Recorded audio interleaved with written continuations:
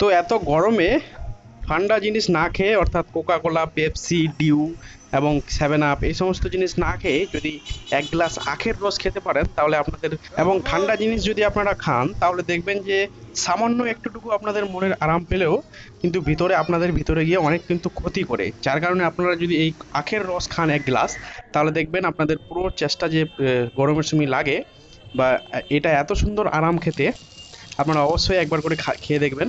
তো দেখতে পাচ্ছেন লেবু দিল, আর এই যে আখগুলো কিভাবে আমাদের গ্রামে ভাষায় এগুলোকে কুশিয়াল বলে, যে দেখতে পাচ্ছ কুশিয়ালগুলো কিভাবে এইসব পিরাচ্ছে মেশিনে।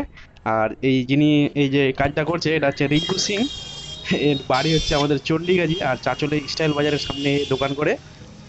আর সেখানেই আমরা কিন্তু এই যে এনার কুশিয়ালের রস কিন্তু খেতে এসেছি। আর আমি আছি সঙ্গে, আমার উজিরদা রয়েছে, আরেকজন রয়েছে আমাদের দাদা। তো গরমের দিনে এই জিনিসটা আমরা প্রতিদিন এক গ্লাস করে খাই, আর সঙ্গে একটু বরফ মিশাই, আর খেতে কিন্তু এত সুন্দর লাগে।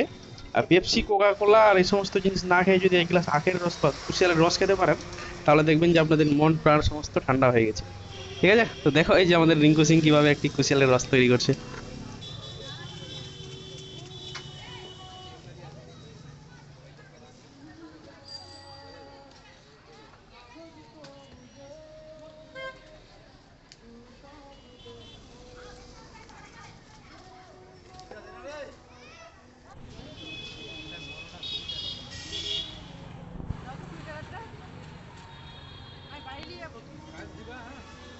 দাঁড়াও, কথা আছে তোমাদের সঙ্গে।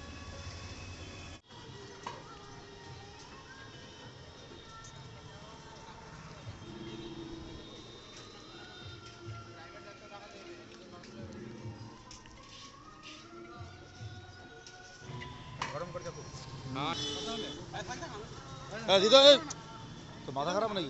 না না না ভাই, না না আমরা তো বুঝতেও ডাকুন না।